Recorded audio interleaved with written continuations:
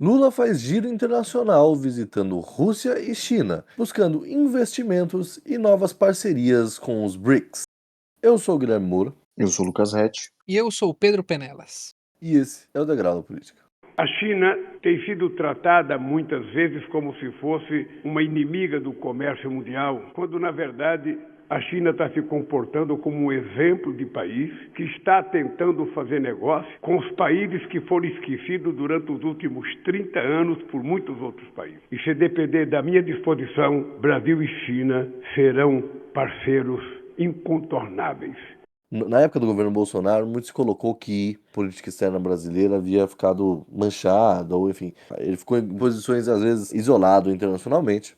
E talvez desde o governo Dilma o Brasil já não tinha mais aquele protagonismo que teve com o primeiro e segundo governo Lula, de fato. E aí eu lembro quando o Lula assumiu a presidência lá em 2022, ele passou tipo, uns 6 meses fora, vocês lembram disso? Eram uns 3 meses fora, assim, viajando pra tudo que era lado, tal. Daquelas viagens não saiu nada. Aí agora, visto esse momento de tarifas, e oportuno, né? Ele foi numa data oportuna para a Rússia e tal, muito se criticou, tal, mas existe uma justificativa, assim. Não foi lá de roleplay. E depois aproveitou para passar em Pequim, fechando o que aí parece ser um grande investimento chinês, infraestrutura. Aí a Simone Tebet falou em rasgar o Brasil com ferrovias chinesas, etc. Enfim, dessa vez a viagem parece ter sido mais frutífera, né? Do que aquelas primeiras. Eu acho que sim. E eu tava pensando enquanto você estava falando, você falou dos primeiros meses ali desse novo do governo Lula, onde ele de fato passou muito tempo articulando esses acordos diplomáticos, sob a justificativa de que Circulando nada com lugar nenhum também. É, E não saiu nada não daqui. saiu nada, mas tinha aquela justificativa de o governo Bolsonaro manchou a imagem da Queimou o diplomacia filme. brasileira, exato, é preciso recuperar pontes, etc. Mas eu acho que o Lula sempre funcionou melhor com mundos mais multipolares, né? Quer dizer, a política internacional brasileira no início dos anos 2000 lidou com um cenário de bastante descentralização dessa polarização política no mundo, né? E eu acho que nesse momento que a gente está vendo alguma coisa pouco similar a isso, mesmo que não por vontade da administração americana do Trump, mas o fato do Trump antagonizar de maneira mais clara com a China, criando essa ordem polar, criou outros núcleos aí alternativos a essa polarização. A gente fala sempre da União Europeia, como a União Europeia tem respondido a essas questões, e eu acho que é justamente nesse novo cenário que o Lula tenta trafegar. Claro que aí é uma aproximação muito maior com os BRICS e com esse eixo de influência russo-chinês, até pela escolha dos locais das viagens, mas também mostra um pouco como as franjas dessa polarização entre China e Estados Unidos pode repercutir aí no caso brasileiro em relação ao comércio, pensando na perspectiva chinesa, né? Quer dizer, a China, que já é o maior parceiro comercial do Brasil, provavelmente vai intensificar essa relação comercial nos próximos anos, uma vez que as tarifas americanas, mesmo que suspensas, devem prosseguir em algum nível. A gente não vai voltar para o mesmo patamar que a gente estava no governo Biden ou antes do primeiro governo Trump. Então, acho que isso é uma das possibilidades de retomada dos canais de diálogos tradicionais da diplomacia brasileira, justamente no fato de que muitos países agora vão se sentir desprestigiados ou afetados por essas tarifas americanas. E de fato o investimento chinês na América do Sul tem crescido. Na África, por exemplo, já é muito maior que os Estados Unidos em maioria dos países. E na América do Sul já tem superado. E aí eu não tô falando nem de parceria comercial, tô falando nem de produtos comercializados, né, vendidos ou comprados. É de investimento mesmo, investimento em infraestrutura, etc e tal. E até outro dia eu li, a gente tá falando de investimento chinês pesado na Colômbia, no Panamá. Tanto que o Trump até bateu, né, na questão do canal, porque justamente tem muito investimento em países que são aliados dos Estados Unidos, tá? E isso vai ocorrer durante a administração Biden, sobretudo. E aí parece que agora é esse momento de entrada, de investimento bruto, né, BNDES, no Brasil, Eu né? estava até vendo aqui onde foi investido, né, ou a promessa de investimento. Tem hub de energia, tem parque industrial, tem uma empresa de bebidas, investimento em mina de cobre, semicondutores, insumos farmacêuticos, está na agência do Gov, né? Até Café e Cinemas Brasileiros, a Apex, fechou uma parceria com uma empresa de café para promover o cinema nacional numa rede de cinemas na China. E a aproximação da Eurofarma com o Sinovac para criar Instituto Brasil-China, para inovação biotecnológica, etc. Então, assim, sim, eu acho que é o momento que a gente está vendo a China se projetando, e aí, de fato, você tem as tarifas, o início dessa política de tarifas mais agressiva dos Estados Unidos já no governo Trump, no primeiro governo Trump, ele se intensifica no governo Biden, agora ganha um capítulo ainda mais drástico nessa volta do Trump à presidência. E a alternativa chinesa foi encontrar parceiros comerciais que estavam na órbita de interesses tradicionais dos Estados Unidos, Você citou a Colômbia, você citou Honduras, você citou o Panamá, tem Honduras também, e outros países, enquanto o investimento forte da Rússia na África é golpe de Estado, né? Que eles já deram uns 4, 5 ali Isso, na sim, região. Então, sim. para manter o tema da Rússia, também tem investimento russo, que é outro tipo de investimento. E só um ponto que eu levantei em outros programas, o Trump possivelmente estava dando mais possibilidades à Rússia do que à Ucrânia, por entender que ele poderia tirar a Rússia da órbita chinesa e etc. E aí depois, logo na outra semana, a Ucrânia e os Estados Unidos fecham um acordo lá de mineração, que era um acordo que a Rússia já tinha oferecido, Moscou já tinha oferecido aos Estados Unidos. E os Estados Unidos, mesmo assim, optou pelo acordo ucraniano. O grande amigão do Putin, o grande favorecido, o grande cara que o Putin estava dando mais atenção, era o Xi Jinping. E eu não vejo isso não só como uma questão óbvia de que a China é a grande potência, então obviamente ele vai ser tratado melhor que os outros, mas eu vejo isso também como um aceno ao Trump, aos Estados Unidos, enfim, de que, olha, se vocês não querem fazer negócio, vai ter gente que vai querer, sabe? Enfim, parece que é a primeira vez com parceria comercial de números grandes de parceiros do BRICS, né? E aí aquela coisa do BRICS tá de fato se tornando, e talvez o Trump tenha aumentado isso, né? Do BRICS tá virando um bloco anti-americano, vai?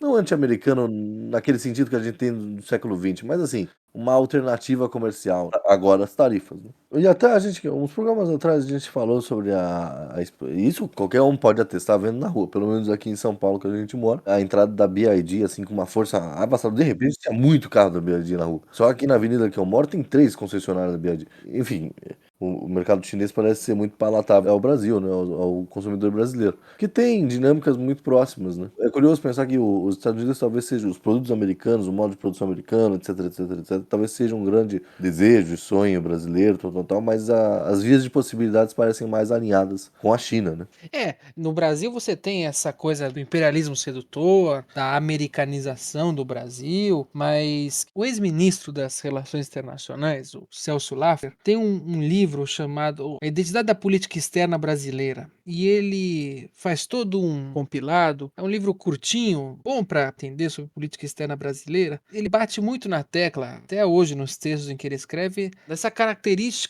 não é de estar em cima do muro, mas de buscar sempre o diálogo, a conciliação. Lula fala. Mas, como vocês bem apontaram no começo do programa, é um universo diferente. É a coisa da polarização. Então, o Lula, quando ele vai até a Rússia, tudo bem, era uma Macau, ver o desfile dos 80 anos da derrota dos nazistas, é uma efeméride gigantesca. Só que no momento em que ele vai, se ele dá um passo nessa direção, é muito complicado. E não tem nada mais complexo e contraditório do que você ir visitar um líder fortemente ligado a movimentos neonazistas. Lembrar do grupo Wagner.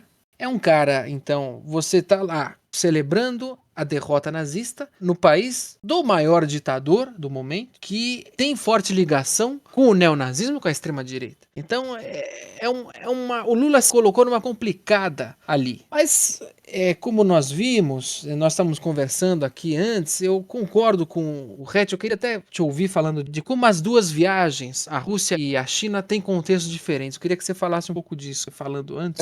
Eu fiquei com essa impressão porque você vê duas viagens para um bloco aí que teoricamente está mais próximo, a China e a Rússia têm estreitado cada vez mais relações depois da guerra da Ucrânia, especialmente, né? Mas eu acho que no contexto da viagem à Rússia existe um componente político muito mais forte. Eu acho que o comentário do Guilherme falando da retomada dos BRICS passa muito por essa visita à Rússia, na minha opinião. Porque essa visita à Rússia poderia ser dispensada. O Lula poderia não ir. Claro que é uma efeméride. Esse evento, inclusive, há não tanto tempo atrás, era frequentado por chefes de Estado dos países europeus, porque se tratava de uma guerra comum a todos eles. Hoje não tem sido, quer dizer, depois da guerra da Ucrânia não tem sido. O Lula facilmente poderia ter evitado. Mas eu acho que é uma tentativa de reaproximação dos BRICS como um bloco político. E aí eu acho que é uma das questões mais delicadas, ouvindo vocês falando, em relação a esse novo contexto internacional. Porque no passado, esses blocos que se formavam entre os países independiam, mas tinham uma certa autonomia em relação à política doméstica, né? Assim, existia acordos comerciais, geográficos, militares, que sustentavam-se a partir de contato entre estados, né? Hoje em dia, a política partidária tem dominado mais as relações internacionais, como a gente cansa de dar o exemplo na questão Trump e Partido Republicano e essa relação que se estabelece. Então, hoje em dia, até o eleitor brasileiro cobra, no sentido de, o Lula, dentro do Brasil, faz um discurso de defesa da democracia e na política internacional aparece posando com líderes autocratas nessa celebração russa. Mas, assim, em termos práticos da política internacional, isso era comum e corriqueiro, né? Isso era como se davam as relações internacionais. Essa coerência, entre aspas, que é esperada dos chefes de Estado, não necessariamente era possível de praticar no plano das relações internacionais, porque os países têm autodeterminação, quer dizer, você não vai conseguir montar um bloco de interesses comuns só com países que têm um sistema democrático completamente aliados ao seu, ou só sistemas políticos alinhados com o seu, né? E no caso da viagem à China, eu já acho que é uma viagem mais inevitável. Eu acho que a aproximação entre o Brasil e China, que tem se intensificado muito aí no século XXI, tanto que você vê os nomes que acompanharam a comitiva presidencial para a China. Você vai ter muitas figuras ligadas ao agronegócio, que no cenário interno são completamente oposição ao Lula, mas entendem essa relação com a China e a possibilidade de expansão da exportação de bens agropecuários brasileiros agora com a questão das tarifas como muito benéfica, né? A gente brinca, o Goiás metafísico existe por causa da China. Sim. O Goiás metafísico é chinês. Eu queria te ouvir nisso porque eu concordo plenamente, ainda mais agora quando você fala de uma viagem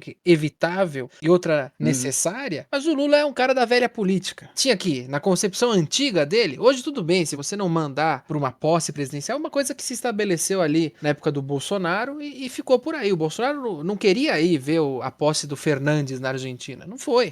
Enviou um cara. Isso se normalizou. Então, acho que era evitável, mas essa coisa da China, tinha que fazer isso. É o momento de fazer negócio com a China. Ainda mais se as tarifas do Trump forem para frente, é a hora de estabelecer uma boa relação com a China, que já é boa. E aí, eu queria tocar nesse assunto que eu li tanto o editorial do jornal Estadão, como uma coluna do William Vac. Quando é um jornalista não muito conhecido, eu não gosto de falar o nome. Agora, como o William Vac é um cara polêmico já e que... Eu achei absurda a coluna dele, falando que o Lula tinha que rever os conceitos ao visitar a Rússia e a China. Tudo bem, falar da Rússia nisso é uma coisa. Agora, falar da China é outra. Você não vai visitar a China, vai visitar quem? O Trump? Pelo amor de Deus. Isso não é como se os Estados Unidos também tivessem com a porta aberta, né? E a gente Exato, escolheu ir pro lado da China. exato. Não é o caso, né? Leitura do William Vac pra mim é assim, você não tá fazendo, tá indo fazer negócios com a China, mas tem os Estados Unidos do seu lado, como se o presidente dos Estados Unidos fosse um bom moço. Nunca foi um bom moço, mas agora é um bandido, um vilão de faroeste. Não, e dentro do leque de possibilidades, imaginando que o Executivo Nacional é administrado por um partido de esquerda no Brasil. A posição que o PT adota como partido, e especialmente o PT como partido que governa em relação às tarifas do Trump, é o mais à direita possível.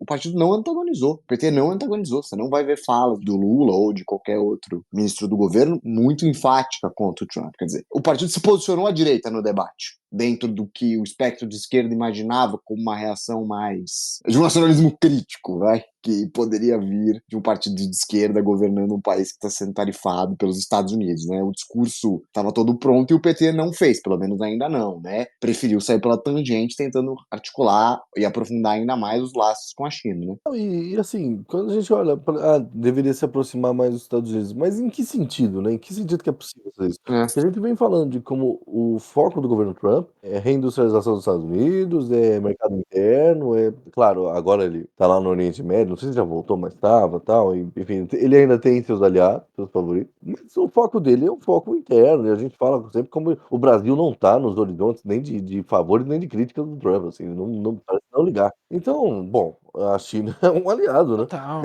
E aquilo que você falou que eu achei fatal, palatável ao Isso. mercado brasileiro. Isso, meu celular, beleza, é chinês. Isso pô, vai lá no Brás, tem um shopping gigantesco de produtos chineses. Sim. E vem aí, vocês falaram da BYD, mas nós vimos no final dessa semana que passou. São muito bonitos os carros, inclusive, se eles quiserem pagar aqui, eu posso falar muito bem. Pô, exatamente. Eu gosto muito do BYD, mas assim, a chegada do fast food. Isso, quem deve estar muito puto, na verdade, é o cara do Lig Lig, né?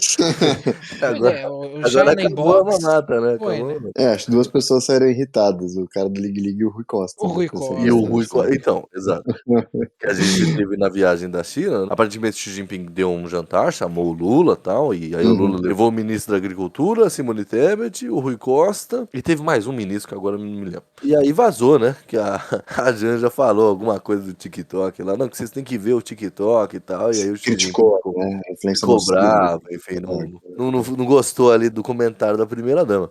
Aparentemente, alguém do jantar vazou, então, assim, não foi o Lula que vazou, o que também existe essa possibilidade, tá? Eu vi várias teorias disso, mas, enfim, só pode ter sido um dos ministros ou seus imediatos ali, que são pessoas próximas do presidente também, né? O Lula fala, eu até fui ver, ele cita, né? Ele tava bem irritado respondendo para os jornalistas, e ele fala: a primeira coisa que eu acho estranha é como é que essa pergunta chegou à imprensa, porque estavam meus ministros lá, o presidente do Senado, Davi Alcolumbre, e o deputado federal Elmar. Então alguém teve a pachorra de ligar para um jornalista e contar uma conversa que teve no jantar, que era uma coisa muito, mas muito confidencial e uma coisa muito pessoal. Se ventilou o nome do Rui Costa, né? A Mônica Bergamo traz, né? Que teria sido o Quem Rui tá com a Costa. mão amarela e o Rui Costa olhou, né? Aí Mais ou olhou, né? menos isso. Exato.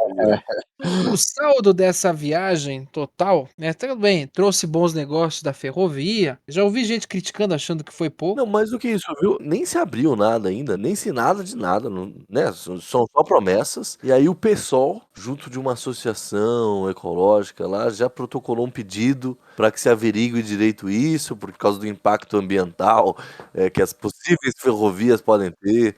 Pô, quem precisa de aliado como o PSOL não precisa de oposição.